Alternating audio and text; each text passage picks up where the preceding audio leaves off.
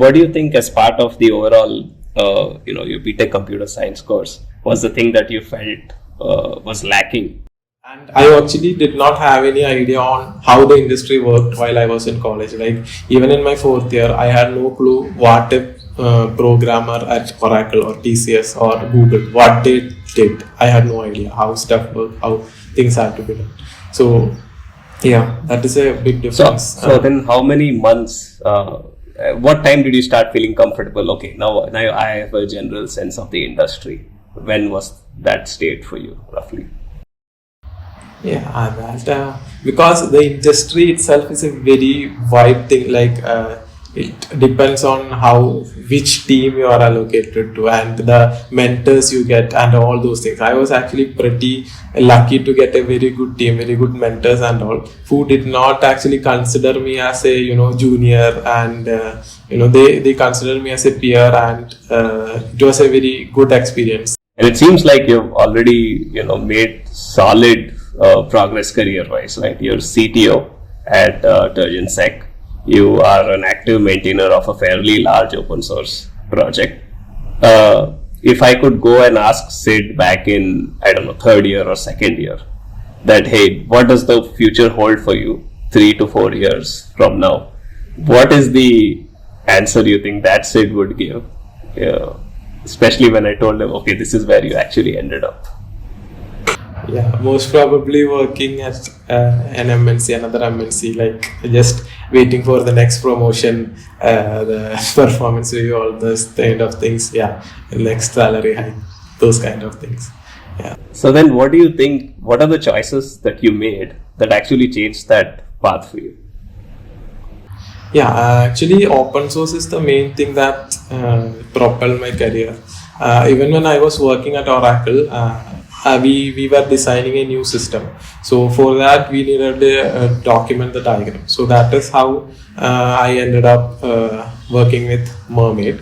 But previously we also were building a UI, and that's what I said. It's luck has a main factor, because the team at Oracle that I joined was pretty liberal, and we were able to use good technologies. We were able to experiment. But some other teams, depends on the teams, but some other teams will be using Java, Oracle stack, and they were locked down to that particular product. But I had the opportunity to explore, and then I was using Svelte and things like that. And that is how, like, through open source, Svelte contributions, then people reaching out to me, and that is how I got the exposure and got the connections, like got the new intro to my current CEO, and how we connected and all those things. So I worked on Mermaid because I had a need for it. So that's I started working on Mermaid to solve a problem that I faced, because the live editor you just saw was not the actual version. Like 2 years back, it was not at all the same thing. So yeah. So let's actually go into that, right? And that's a good segue into MermaidJS as well. So you found this need working on the project to make changes into Mermaid, right? Can you talk about that specific instance? What was the first time? What was the problem you faced? And why you thought, okay, let me go make a change, contribute back here? Yeah, it was more than a problem. I thought that this could be made better. So that is the power of open source. So if we see something and maybe it's not, if we can see that we can make a small contribution, maybe just fix that text, or maybe move that button here, or just do something. And if you think that it would make it better, we have the freedom to actually do it. Nobody is telling you, no, you cannot do that, you can do this. We can raise a pull request, and then if the maintainers accept it, because if there needs to be some things done in order to be something to be accepted.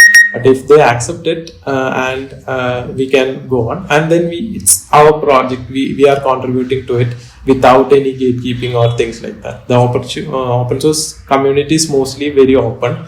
So everyone is supportive of new contributors. They are pretty, like, even when they are making contributions, people, I made mistakes, but they just correct me, like, we go through this, we review these things, we go through the next thing, I correct that, and they say the next thing, and it gives an opportunity to learn from people who are much higher in this technical depth than we ever are. So we can learn from them easily. That is a very good thing. Do you recall the first ever PR that you may have made? Do you recall the specific feature or what change you had done? First ever PR, that is. I think it was for, there is a thing called Captain Duck. It is currently, I think it's named Cap Rover, which was used to run Docker containers. It was like a mini Heroku, which we can run locally. So there I was trying that I actually out because went on MermaidJS itself. Okay. We should also discuss the other project, but do you recall the first change you made on MermaidJS? Mermaid, I think, the history. I think you use the history to change to back to the old ER diagram. Yeah. So that feature had I think it was just showing timestamps, just XXX the timestamp. I am not entirely clear if that was it or not, but I actually made it like X minute ago or X days ago, like that. That is a very small thing. More human readable version of the timestamp. Yes. So we might actually, I don't think it was showing timestamp at all. Something related to that. So it was saving the timestamp and not showing it, and it gave me an idea. Like I had done this work like last week, and I'm not able to easily understand like 2019 January 1st. I have to calculate that in my brain, like when it was done or not. So that is a small thing I did, and they accepted it. And when we contacted, then there are other changes. Then when I was working on this, I'm looking into the code base and I say, okay, this can be improved, that can be improved, and all. So I started making contributions, and the founder was. That is another thing about open source. Maybe they actually need people to contribute.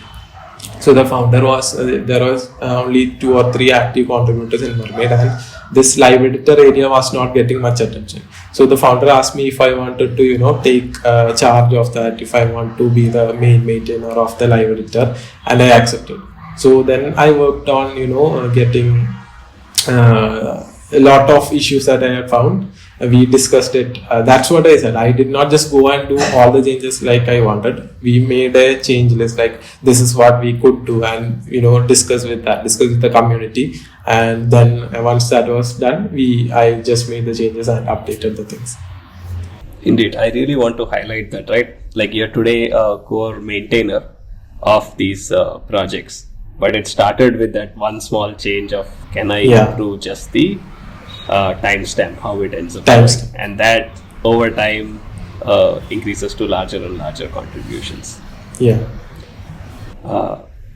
And parallelly, I believe you work remotely, so that is an interesting aspect, especially in our industry, right, which is fairly liberal that way. Can you talk about your experiences working remotely, both in open source, which is again with fellow developers all across the world, but also in this company that you're working in? Yeah, I think Corona basically faced everyone to work remotely, but being forced to work remotely versus working in a remote company is a totally different thing.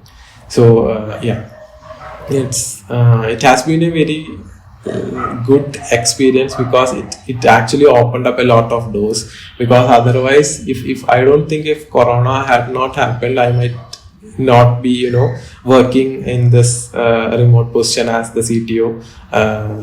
It went like I had this revelation, like anyways I am working, because earlier office is something that is actually good also, because we make a lot of connections, we work with colleagues, we go out with them. It's even I made a lot of long lasting connections that I actually bought like 3 or 4 people from my previous job to this one, because it's more like family now. So that is something that is a bit lacking in remote job, because we don't easily make that connection. So, but after working for 1 year from home for Oracle, I thought, why not? If I'm working remotely anyway, then why not just look for much better opportunities? So that's, and I was already working part-time, like a contract for this company, like so then we moved on to a full-time, and then the growth happened from there. Nice. Indeed. So I think that's one of the things, right? You need a laptop for most roles and a good internet connection, and it flattens the world away. As long as you can collaborate effectively asynchronously, remote work has increased the opportunities for everyone. I do believe that has been a silver lining for the COVID, the pandemic that's happened. Okay, Sid, I believe we may have some questions from our audience. But before we jump into that, I'm sure some of our students are curious and would like to start contributing that small feature, like can I improve the timestamp, right?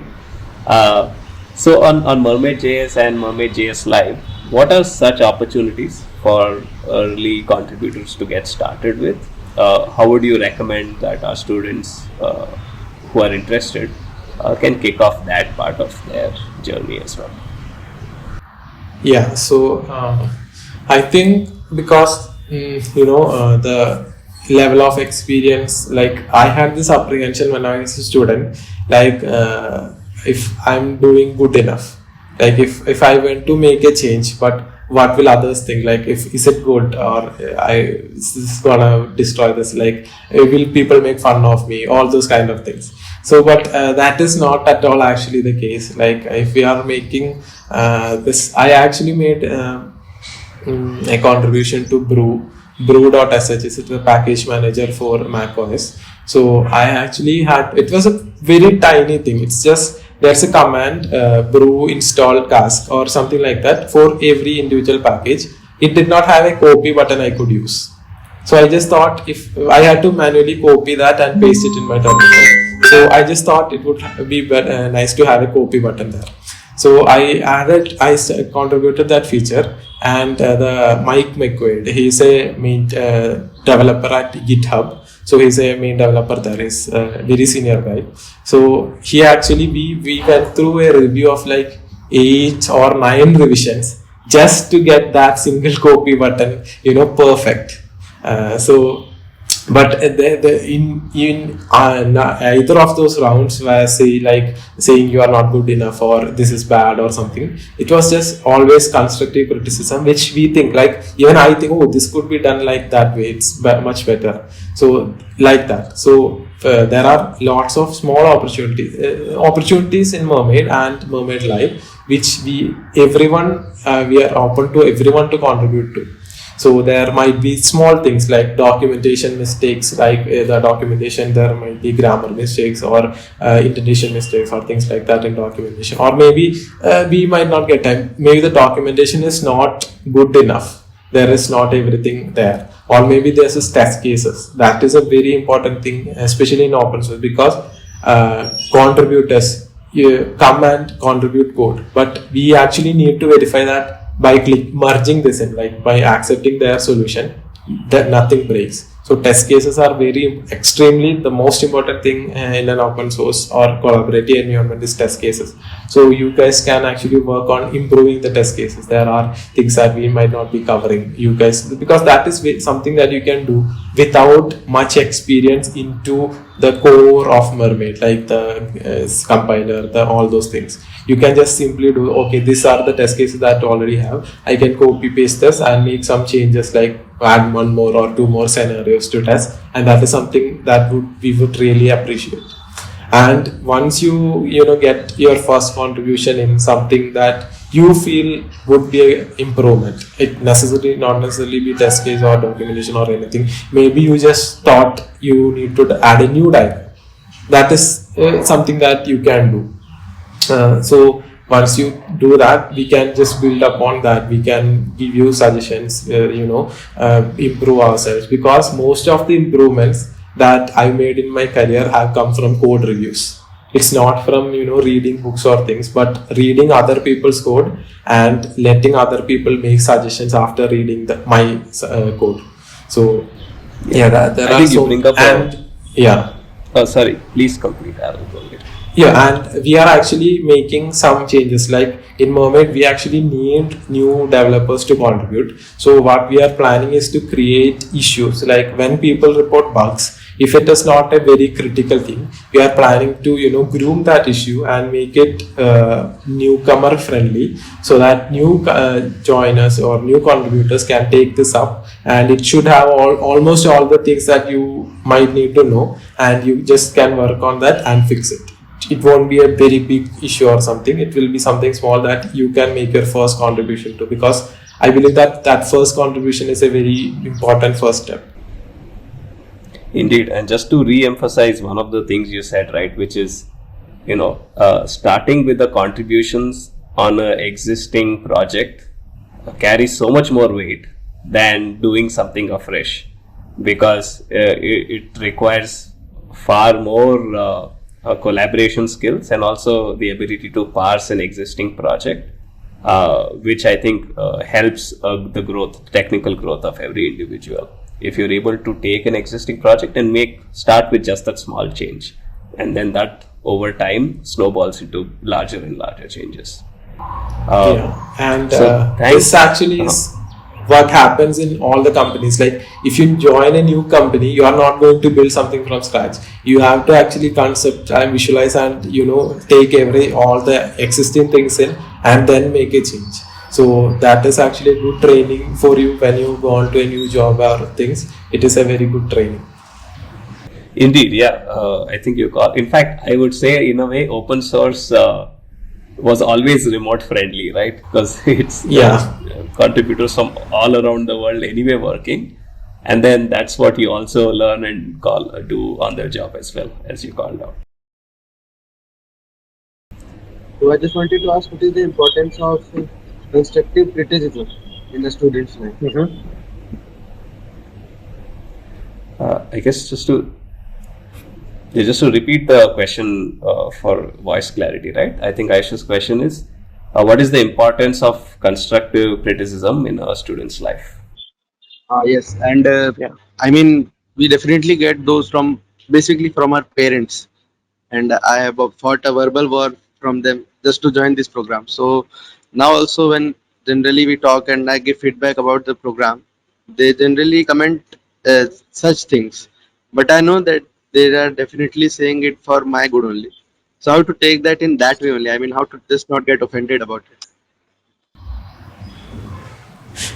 it? So constructive criticism is actually a bit different from this parents thing, but I was having a war with my parents like 2 hours back, so I know.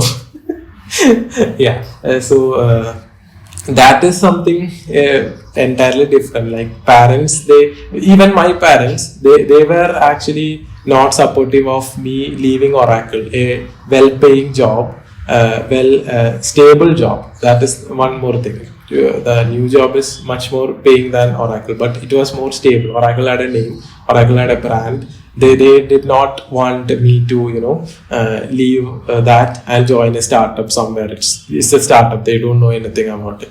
So, and my parents are not in the tech field, they don't come from the tech community, or they don't have any idea of these things.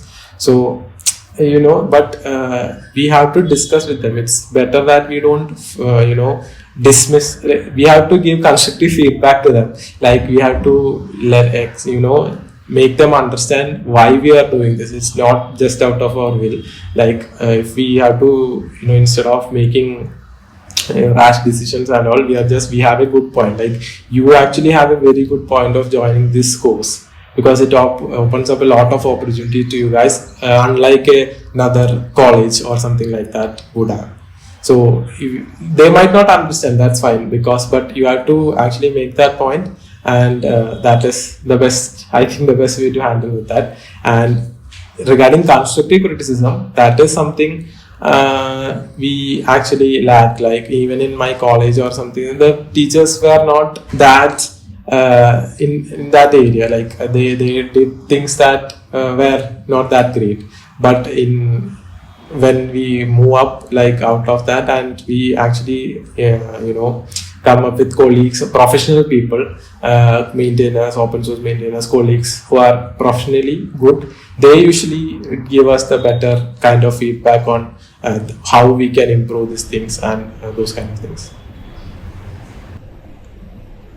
Indeed. Thank you, Sid, for that answer. Who's next? Please unmute yourself and ask the question. Yeah, hi Sid. Hey, Anjali. Yeah, so I wanted to ask that what level of skill do we need to have before we start contributing in the open source? And where can we find the open source projects to contribute? Yeah, the skill level, that is actually, you can, if you can just read English or any of the language the project is using, basically that is enough. And if you can operate GitHub, like just make some changes and post, that is basically enough to get started. So as I said, there are a lot of things that are not done in open source, like the documentation and all might be lacking. So that is something that you can get started even when you are learning your technical skills.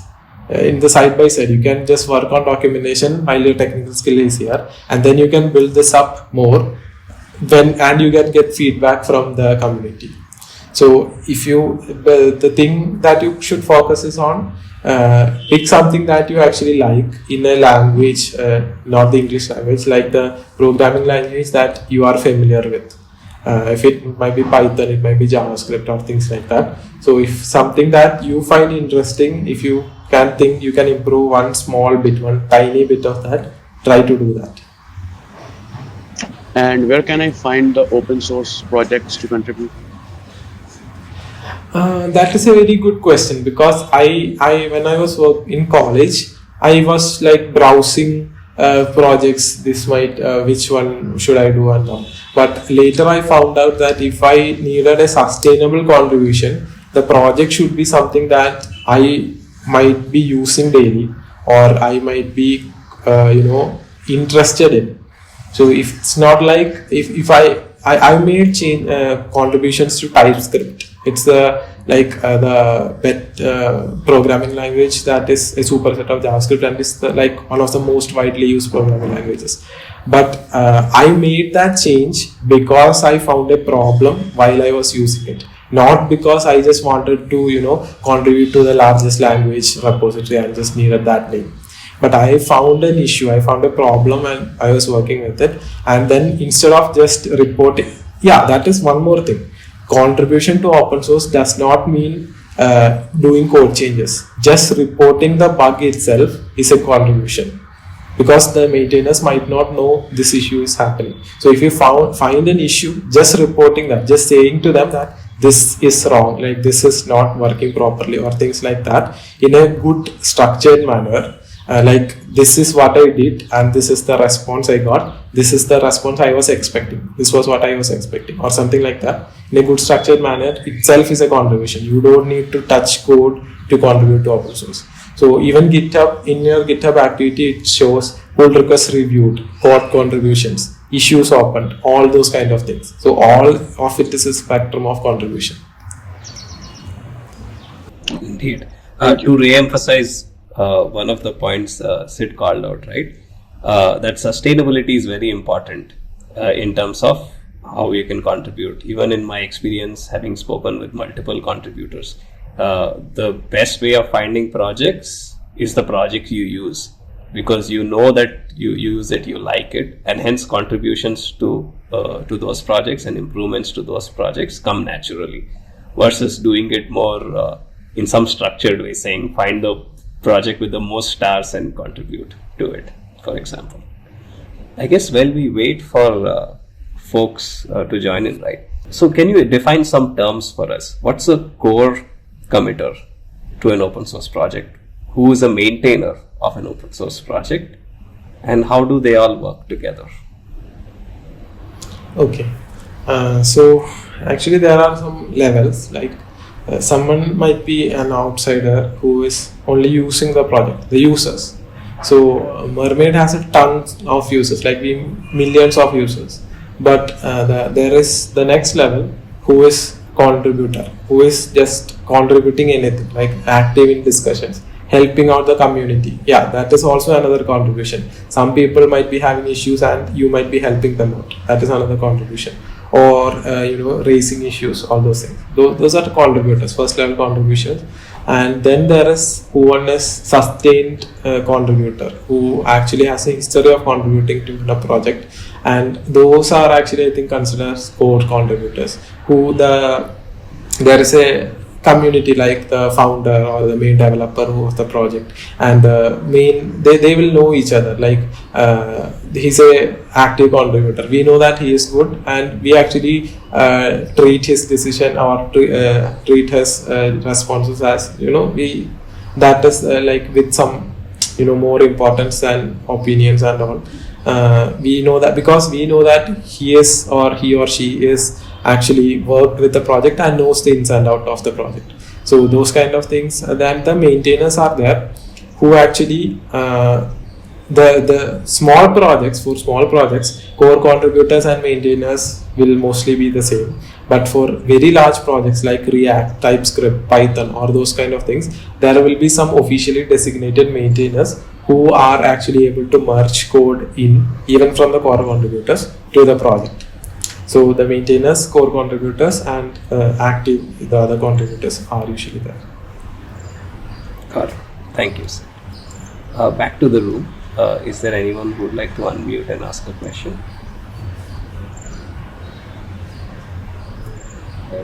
Hello, am I audible now? Yeah, we can hear you, Piyush. So, Sidharth, my question was that what were the problems you faced when you joined the technical industries? Problems. The one major issue is that the code we write in college is not even remotely close to what we write in the in a professional environment, because there is a lot of things we have to think about when writing even a single line of the code in a working main project. But otherwise, in my college, I used to develop websites, develop apps, all those kind of things. The quality of that code, when compared to when we review it now, is nowhere near close to what real projects have. So, but the main thing is that I did not have a mentor or anyone who was reviewing the code or making suggestions, and I just did what needed to be done to get things done.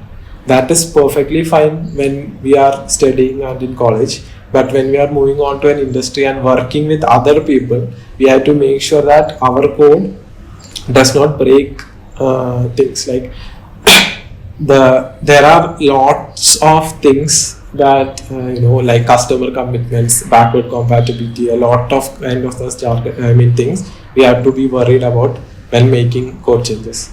So that is something that we struggle with initially. Like everyone does that, but we will have good mentors and the code review process in our company, which actually helped catch all those problems, fix those, and get better.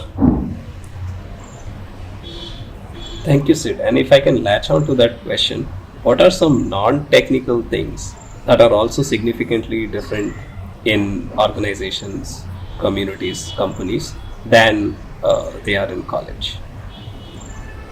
Yeah, but I think in college also it is there, but we have to actually make connections, we have to make network, we have to it's not enough to just do the thing you are assigned to and go home. You have to do things outside of that, just the professional, or even if you are just studying and going home, college is not gonna help you grow much.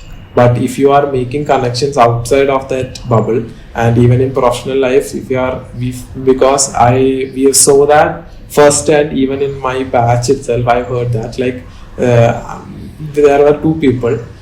One was actually, both were actually equally good at programming and all, but one was a bit restrained, like he did not interact well with others.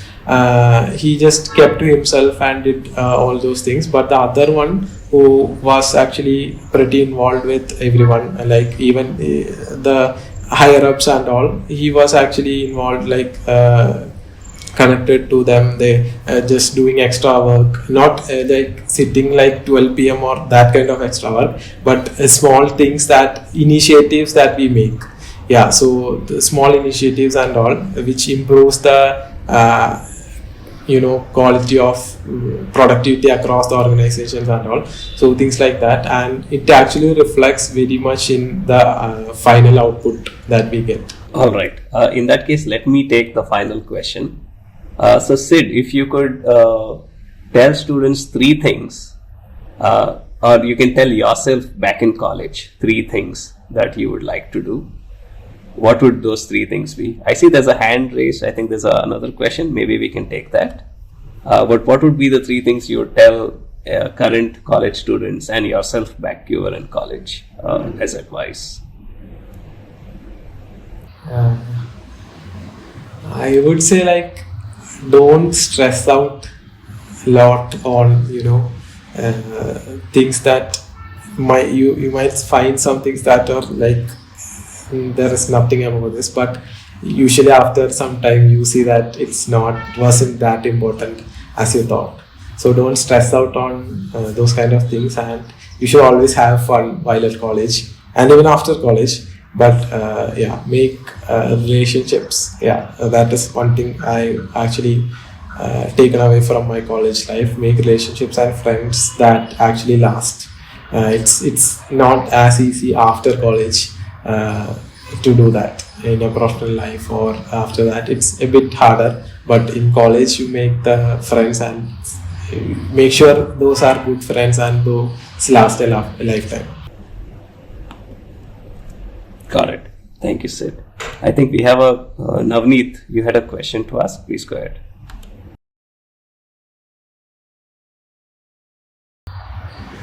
Yeah, and one more, do things that you actually love to do. Don't do it for something like if you for money or things like that, or maybe something. Just do what you love to do. Thank you, Sid. Navneet, do you want to go? Yeah, so basically it's not a technical question. So, how would you describe a normal day of work for you? Like, could you give us a walkthrough of a typical working day for you? Okay, so currently my workday is completely different from what it used to be when I was working at Oracle. So I think I'll give you an idea of both. So when I was at Oracle, and we usually had a stand-up in the morning. That was one thing about Oracle. It was pretty lenient on timings. We did not have like 9 to 5 jobs. We could go there. There was no strict timings. So I usually woke up and go to the office like by 11 or something, and we had a stand-up at 11:30. That is where we actually discuss all the things that happened yesterday, like with the teammates, what if there are any blockers or so. It was usually short, and then we get to work on those previous issues, blockers or anything. Just check the emails and everything, go out for a coffee with the colleagues, have some fun, and then it was basically that. And then it's there we get some time, like I usually had a time after lunch, like before lunch, and I don't usually get that much core work done. It's mostly for reviewing things. I usually go out and review the open pull request across projects in Oracle. So we had we had to review other people's code, watch, see what others are contributing, make suggestions if there are anything to be improved, all those kind of things. So that is what I usually used to get done before lunch. And after lunch, I get some time. There might be meetings and all in between. So then sometime after lunch, or maybe after like 4 p.m. or something, I usually get down into my main work and get the core things done, like the actual coding part and all those things done. Yeah, that was what was there in Oracle. But the difference is that I usually had a list of things to do. So like I had issues tickets assigned to me from my manager. I had to do that, and if I found anything that we could do better, yeah, that's fine, I can do that. But that was when working at Oracle. But now it is completely different, because my tickets or my issues are not specific things. Like earlier it used to be this button is not working, or this upload is corrupting, things like that. So it was actually pretty easy to find this out, do that. But now working as a CTO means we have to set the course for organization, technical course. So we have to evaluate things that is more broader category, and it might not have a definite answer to things like that. So research and those kind of things take up a lot of my time, and now meetings and things are more higher in my time slots, because I have to coordinate between the teams, make sure everyone is doing the right path, like no one is doing the same things or conflicting things. We have to make sure teams work well, all those kind of things. So yeah.